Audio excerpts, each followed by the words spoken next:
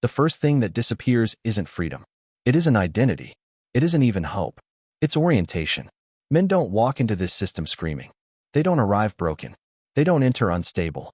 They walk in coherent, aware of who they are, where they are, what they've done, and what they still believe about themselves. They still have internal structure, moral logic, emotional memory, psychological anchors. They still think like humans. And that's exactly what the system is designed to erase. Because modern incarceration isn't built to punish the body anymore. It's built to reprogram the mind. Not through violence alone, not through torture, not through visible brutality, but through slow psychological disassembly, through silence, through routine, through isolation, through sensory deprivation, through controlled uncertainty, through the destruction of meaning. This is not chaos. This is architecture. It is engineered breakdown. The system doesn't attack men directly. It restructures their reality until the mind collapses under its own attempt to adapt. Because the human brain is designed to survive environments. But it is not designed to survive environments without psychological reference points. No time perception, no control over movement, no privacy, no predictability, no autonomy, no social safety, no meaningful choices, no future framing. The brain begins to malfunction not from pain, but from disorientation, from the loss of continuity, from the loss of narrative, from the loss of internal coherence. At first, it looks subtle. Men become quieter, more observant, more controlled, less expressive, less reactive, less emotionally fluid. Guards call it adjustment. Administrators call it compliance. The system calls it rehabilitation. But neurologically, something else is happening. The brain is shrinking its emotional bandwidth to survive. Empathy narrows. Curiosity shuts down. Imagination weakens. Emotional range compresses. The mind simplifies itself, not because it's broken, but because complexity is dangerous in controlled environments.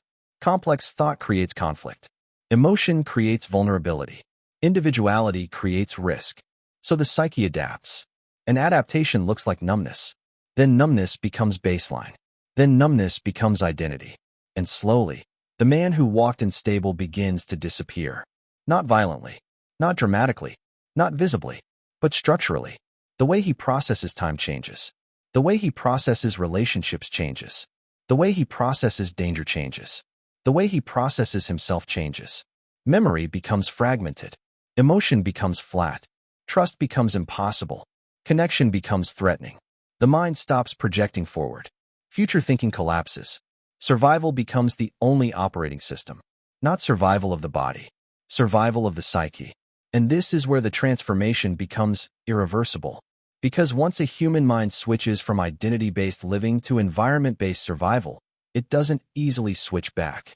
Men begin to lose emotional continuity, personal narrative, moral structure, internal purpose, psychological ownership of self. They stop thinking in terms of who I am and start thinking in terms of what keeps me safe. That's not incarceration. That's psychological conversion. The system doesn't need to brutalize men. It only needs to remove meaning. Because the human mind without meaning will reorganize itself into something unrecognizable. This is why men leave prison different, even when they weren't violent, even when they weren't unstable, even when they weren't broken, even when they weren't dangerous. They leave neurologically altered, not because they were abused, but because they were systemically conditioned. Conditioned to suppress emotion, conditioned to distrust connection, conditioned to avoid vulnerability, conditioned to live in constant alertness, conditioned to disconnect from identity. They don't lose their humanity overnight. They lose it gradually through psychological erosion, through repetition, through silence, through structure, through control, through confinement logic. And the most terrifying part? The system doesn't malfunction when this happens. It's working exactly as designed. Because stability is not the goal. Compliance is. Silence is. Predictability is. Emotional flattening is.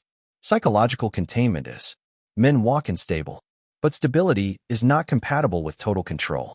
So the system doesn't break men violently. It reformats them, rewrites them, reconditions them, until what walks out is not the same psychological structure that walked in. Same body, same name, same records, same history, different mind, different emotional architecture, different psychological wiring, different internal world. This documentary is not about prisons. It's not about laws. It's not about crime. It's not about punishment. It's about what prolonged psychological control does to the human mind. How stable men become silent. How coherent men become hollow. How emotional men become numb. How identity becomes survival.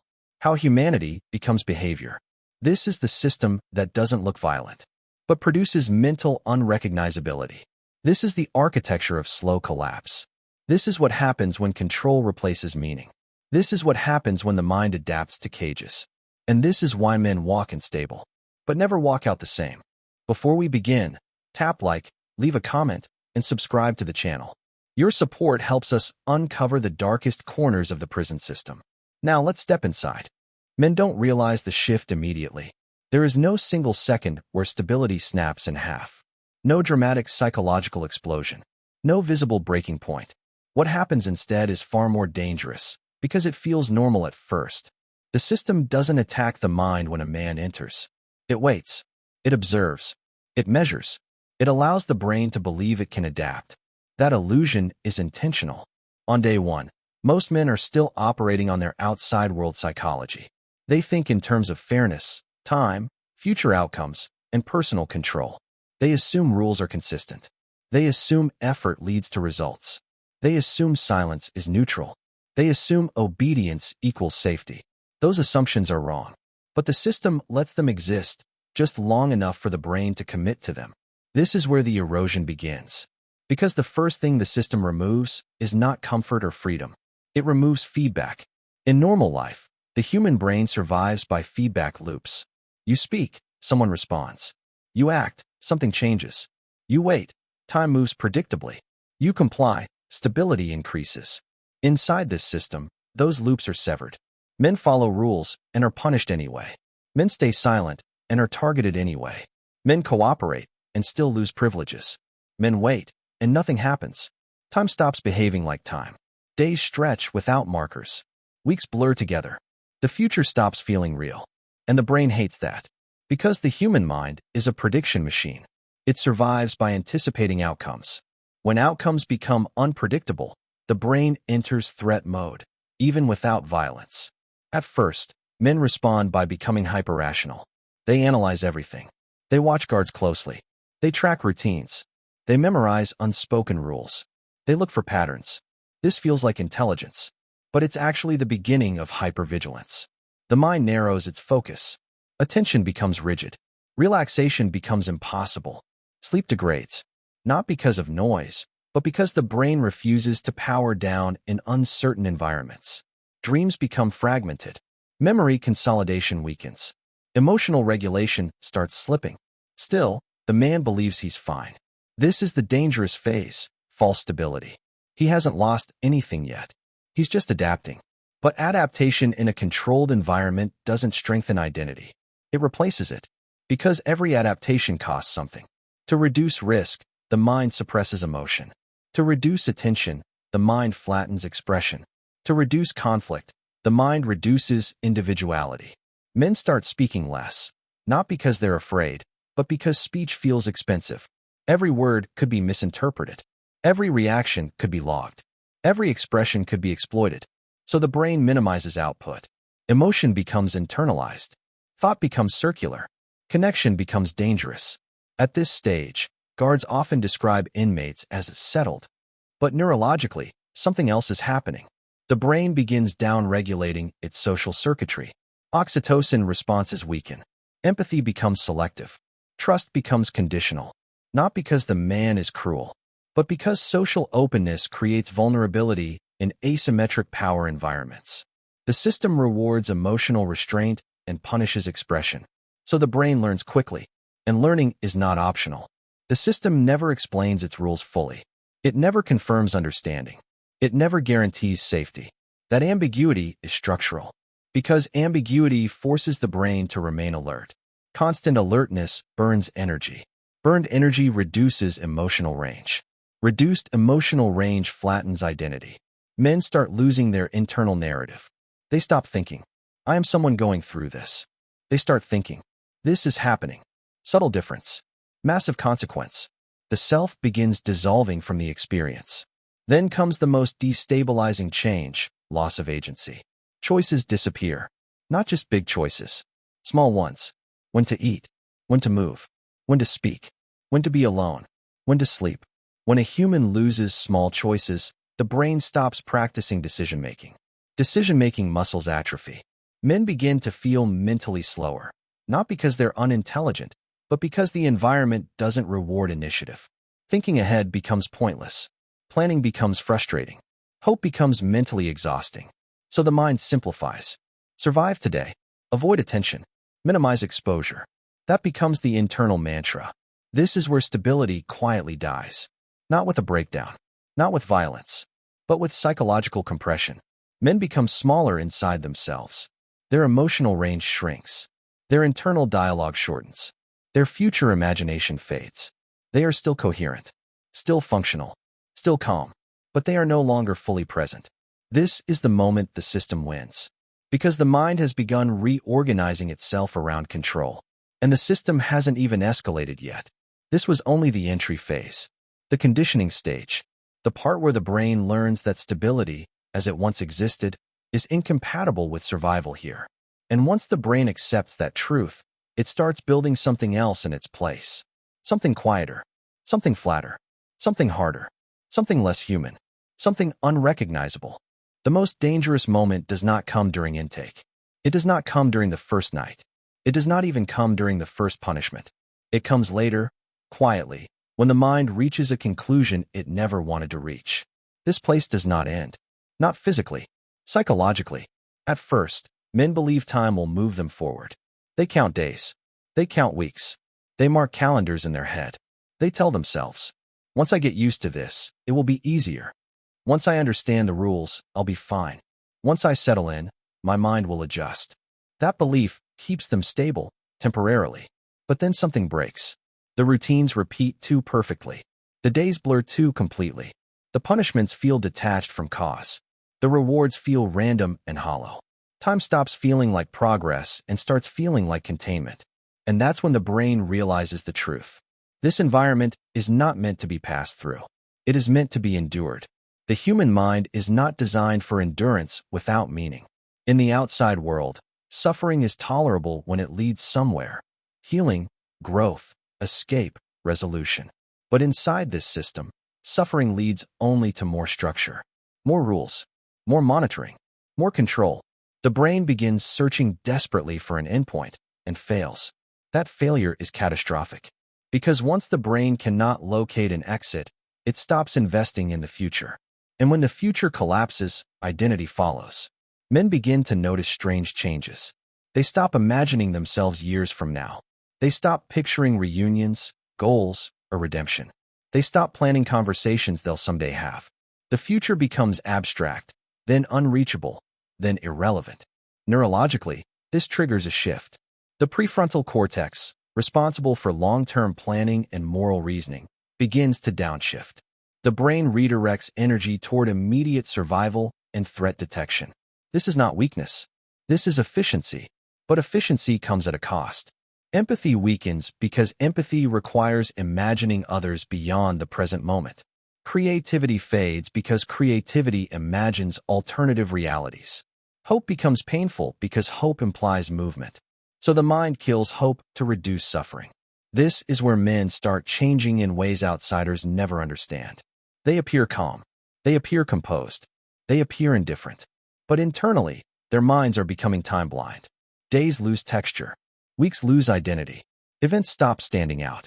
Memory begins to fragment, not because the brain is damaged, but because nothing feels worth storing. Why remember yesterday if tomorrow will be identical? This creates a terrifying loop. The less meaningful time feels, the faster it passes. The faster it passes, the less meaning it holds. The less meaning it holds, the more the mind detaches. Men begin dissociating without realizing it. They feel like observers inside their own bodies. They notice emotions happening without fully feeling them. They experience conversations without presence. This is not madness. This is protective withdrawal. The brain is shielding itself from endless monotony and powerlessness by reducing emotional engagement. At this stage, many men mistake numbness for strength. They tell themselves, I'm tougher now. I don't feel things like before. I've adapted. But adaptation is not healing. Adaptation is reprogramming. Because while the system appears stable on the surface, it quietly escalates pressure underneath. Privileges are removed without explanation. Rules change without notice. Punishments arrive without warning. The brain learns another lesson. Control does not exist here. And when control disappears, responsibility collapses with it. Men stop feeling responsible for outcomes. They stop connecting actions to consequences. They stop trusting logic. This is devastating to the psyche, because responsibility is tied to agency, and agency is tied to identity. When men no longer feel responsible, they no longer feel real. They begin to feel like objects being moved through space. Counted, placed, stored. This objectification is subtle, but absolute. Men stop saying, I chose. They start saying it happened. The self disappears from language. That's not accidental. Language shapes thought. Thought shapes identity. As identity weakens, the system becomes easier to manage. Men who no longer see themselves as agents are easier to control. They comply without resistance. They accept outcomes without protest. They internalize blame without anger. And the most disturbing part? The system rewards this state. The quiet ones are left alone. The numb ones are labeled adjusted. The withdrawn ones are called low risk. The mind learns that emotional absence equals safety.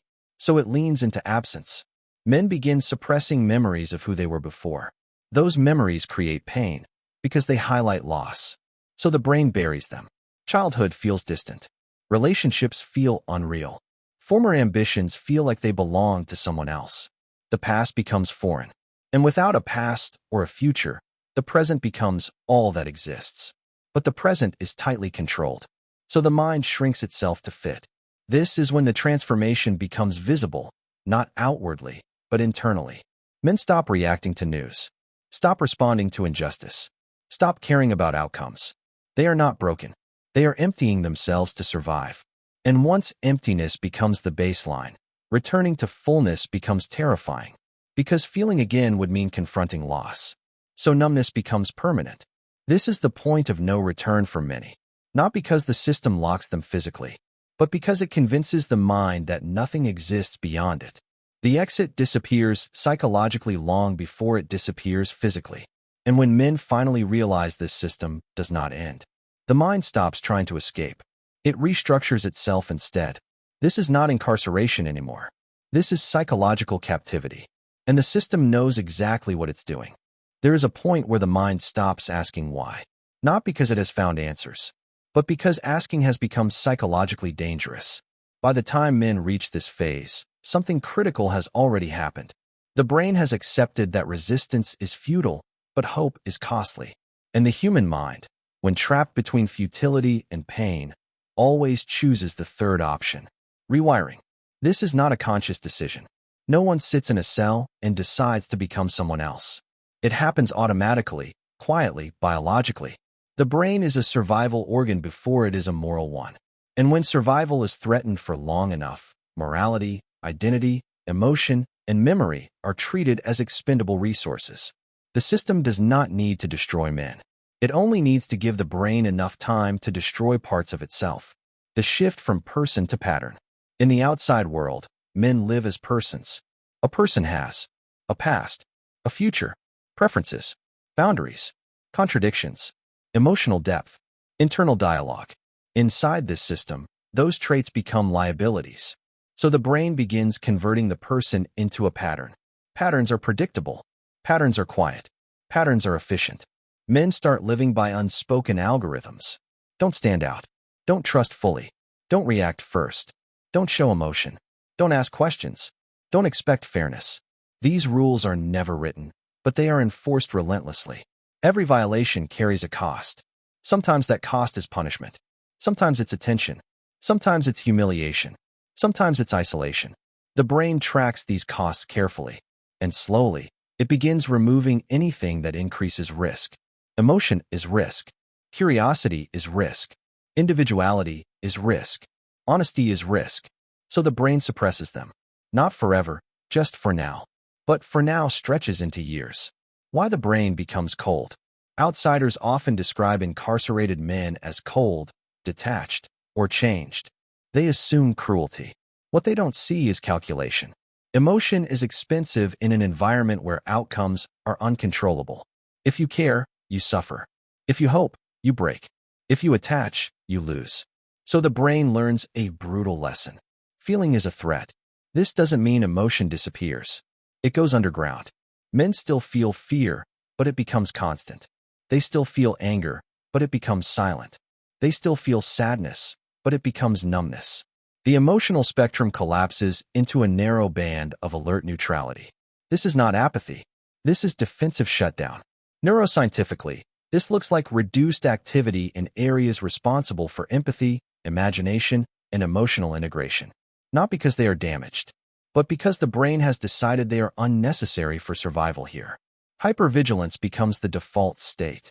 By this stage, relaxation no longer exists. Even during sleep, the brain remains partially awake. Men report shallow sleep, fragmented dreams, constant exhaustion, inability to feel rested. The body is calm. The mind is not. This is chronic hypervigilance. The brain is scanning constantly. Who's watching? Who's listening? What changed? What role shifted? What did I miss?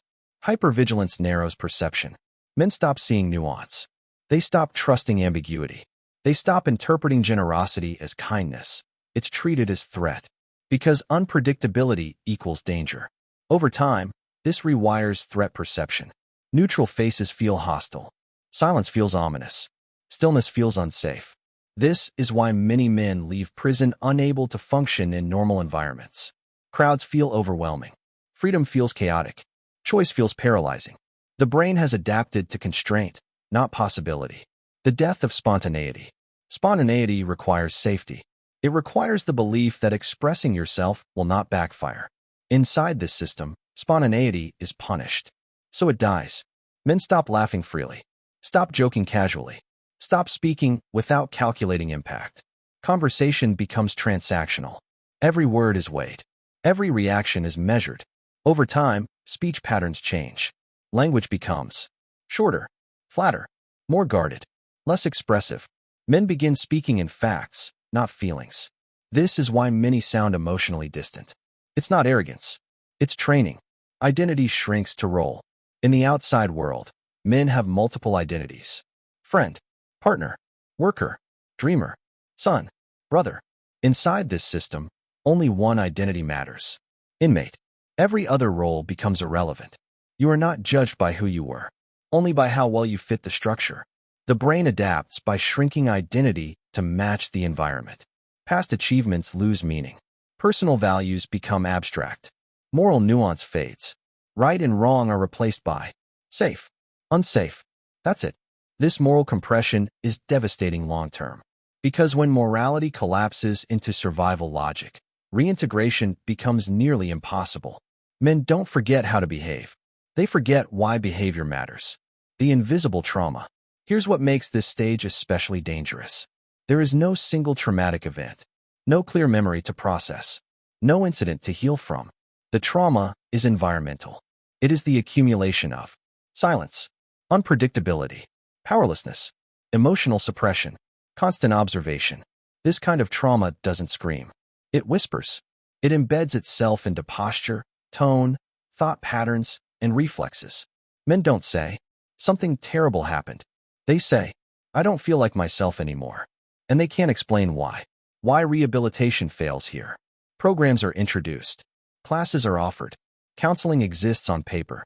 But the system environment contradicts rehabilitation at every level. You cannot teach trust in an environment built on suspicion. You cannot teach agency in an environment built on control. You cannot teach emotional regulation in an environment that punishes emotion. So men learn how to perform rehabilitation. They say the right things. They show the right behavior. They follow the script.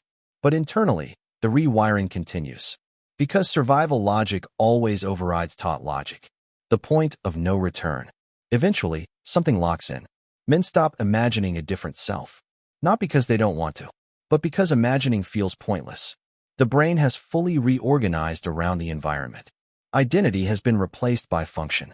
At this stage, emotional reconnection feels dangerous. Freedom feels unfamiliar. Intimacy feels threatening. Choice feels overwhelming. This is why release doesn't heal. It shocks. Men leave with minds calibrated for cages. And cages don't exist outside. So the brain stays trapped, even when the body is free. The most disturbing truth. The system does not fail when this happens.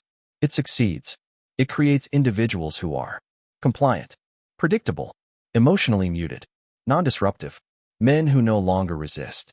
Not because they are weak, but because resistance no longer feels meaningful. This is not justice. This is psychological restructuring. And once completed, it cannot simply be undone. Because the brain did not break. It adapted. And adaptation is always harder to reverse than damage. This is the phase where men become mentally unrecognizable. Not monsters. Not villains. Not lost causes. But strangers to their former selves. And the most tragic part? From the outside, it looks like success. Quiet. Controlled. Stable. Until you realize what stability cost them. By the time men reach this stage, the system no longer needs to apply pressure. That is the most chilling part. There are no more obvious punishments. No constant confrontations. No visible escalation. Because the work has already been done. The mind has adapted. And adaptation, in environments of total control, is far more effective than force.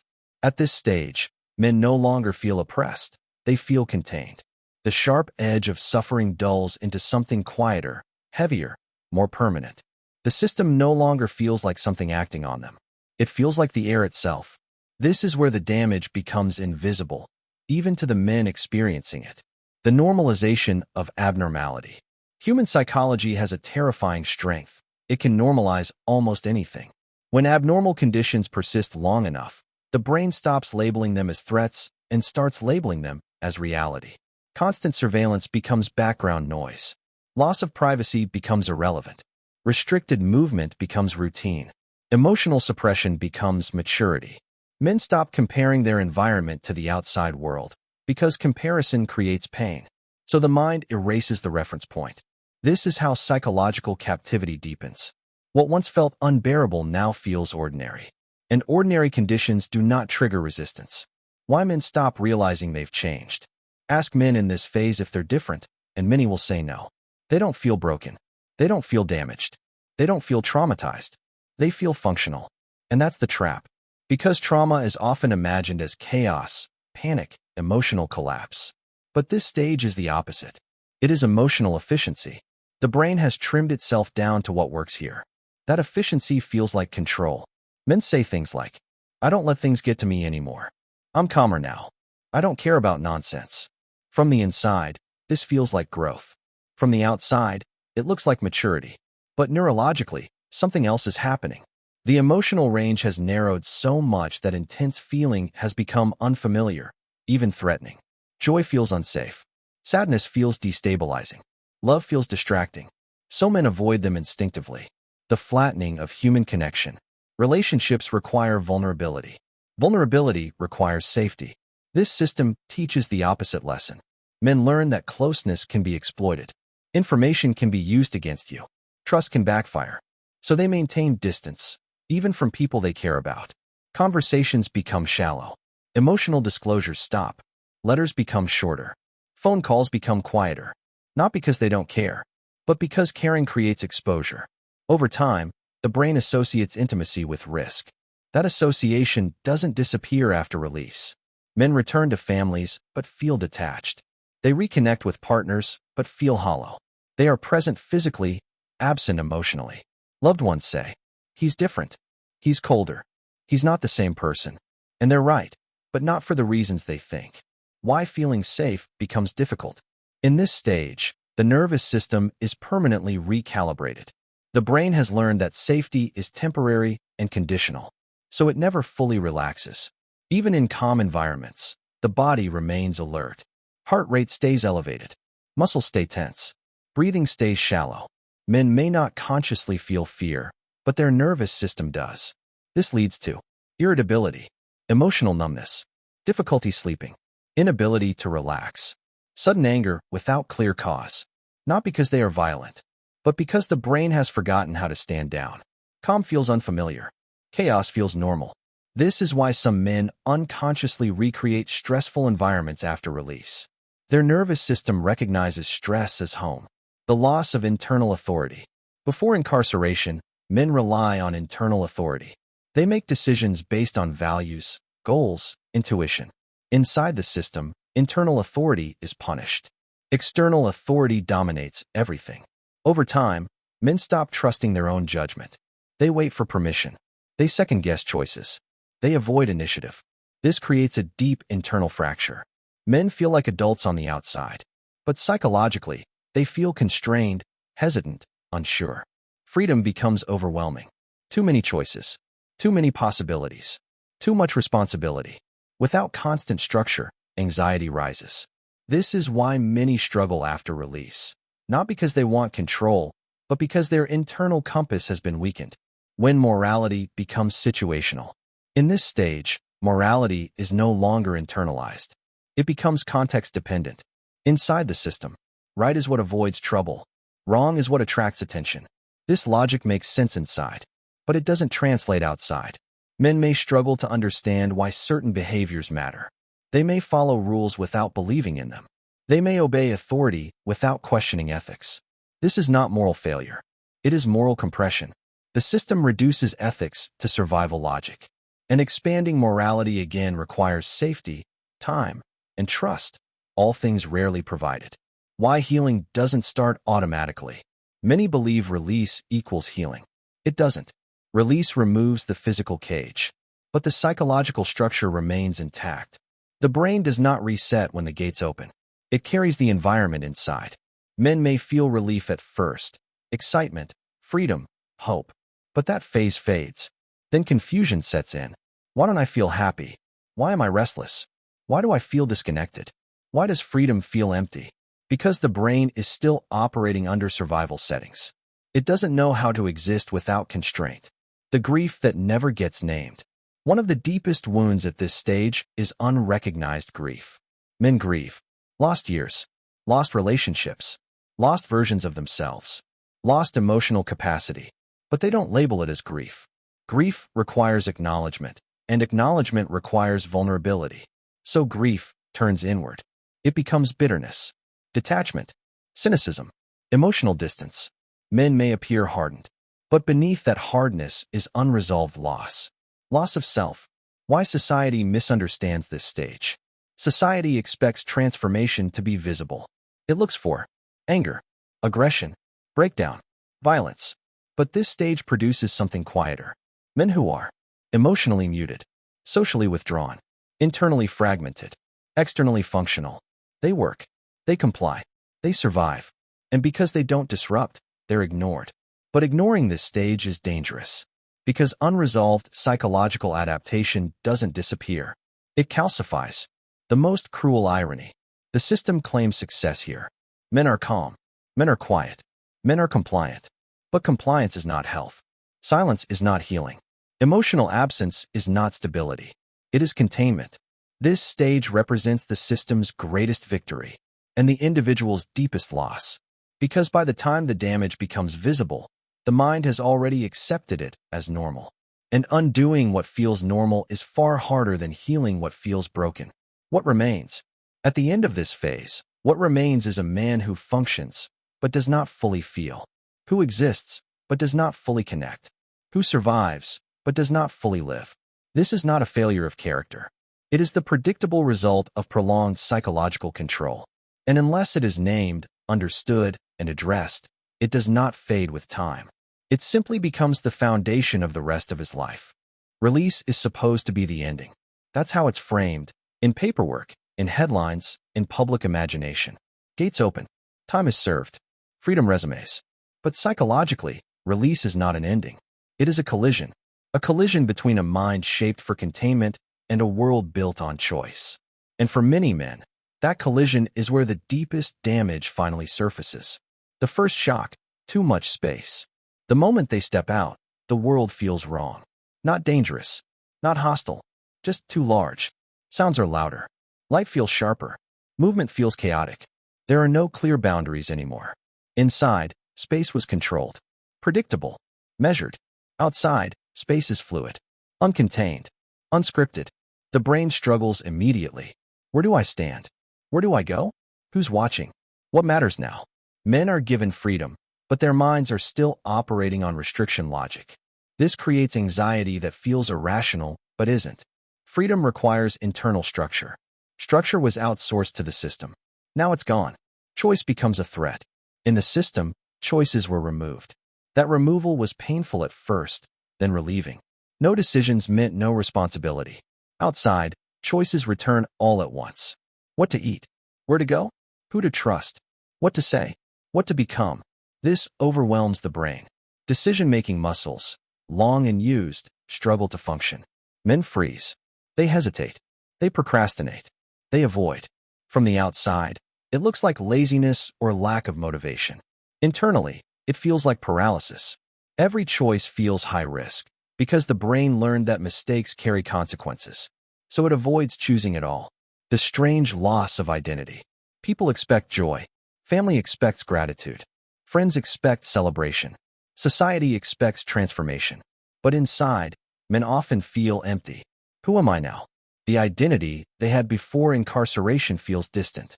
The identity they had inside no longer fits. They are caught between selves. Not the person they were. Not the person they became. This limbo is terrifying. Without a stable identity, men often default to the only one that ever felt clear, survival mode. They withdraw. They isolate. They simplify their lives. Not because they want to, but because complexity feels unsafe. Why connection feels unnatural. Loved ones expect closeness. They want conversation, emotion, sharing. But the mind has learned a different lesson. Connection equals exposure. Inside, exposure meant danger. So even with people they love, men stay guarded. They listen more than they speak. They deflect emotional questions. They keep conversations practical. This hurts relationships deeply. Partners feel shut out. Children feel distant. Families feel rejected. Men don't know how to explain it. They want connection, but their nervous system reacts as if it's a threat. The body remembers even when the mind wants to move on. Even when men try to start fresh, the body resists. Crowded rooms trigger tension. Sudden noises trigger alertness. Authority figures trigger compliance or anger. Sleep remains broken. Relaxation feels unnatural. Stillness feels unsafe. This isn't memory. It's conditioning. The nervous system adapted to constant monitoring, and it doesn't unlearn that quickly. So men stay tense in places that are safe. This confuses them. Why can't I relax? Why don't I feel free? Because freedom happened externally. But internally, the cage remains. Why many return, even when they don't want to. This is one of the most misunderstood realities. Men return to the system not because they love it, but because it feels familiar. Inside, rules were clear. Expectations were known. Identity was defined. Outside, everything is ambiguous. Jobs require initiative. Relationships require vulnerability. Life requires self-direction. For a mind conditioned for containment, this feels unbearable. So some men unconsciously sabotage themselves. They break rules. They make reckless choices. They create chaos. Not because they crave punishment, but because chaos returns structure. This is not failure. It is conditioning colliding with freedom. The silent shame. Men feel ashamed of struggling. They think, I should be grateful. Others have it worse. I survived. Why can't I move on? So they hide their pain. They don't seek help. They don't talk about what changed. They don't admit how lost they feel.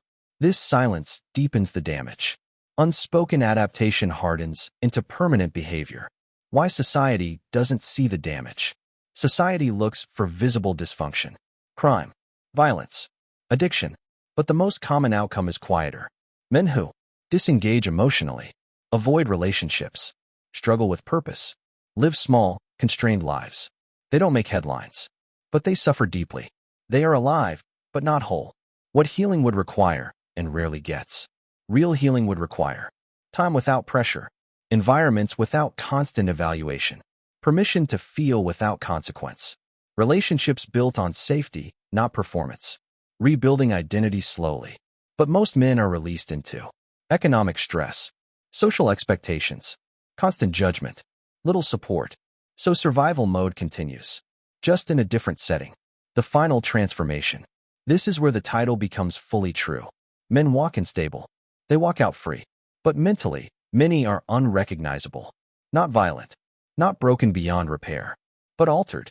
Their emotional architecture has changed. Their relationship to time has changed.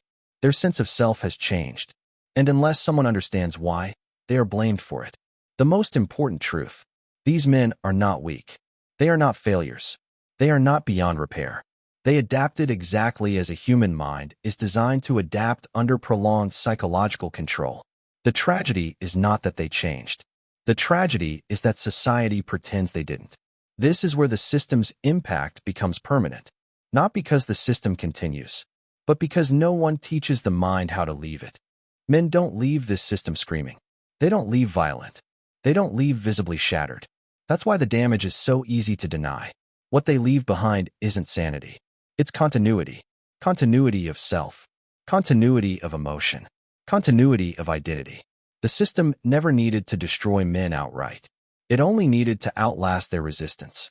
Because when control is absolute and prolonged, the human mind does what it has always done to survive hostile environments. It adapts. And adaptation, in this case, is the injury. Not the loud kind. Not the cinematic kind. But the quiet, permanent kind.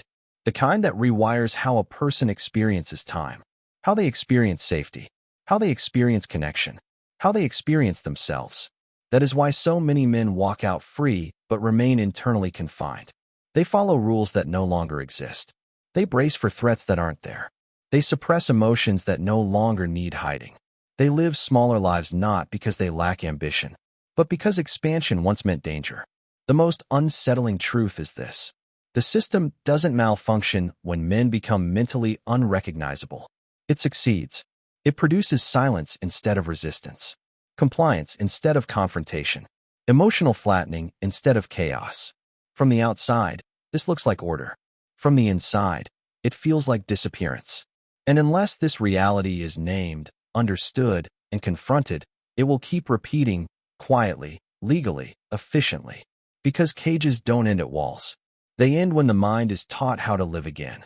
And that part is almost never provided. This documentary wasn't about crime. It wasn't about punishment. It wasn't about politics. It was about what prolonged psychological control does to a human being. Men walk unstable.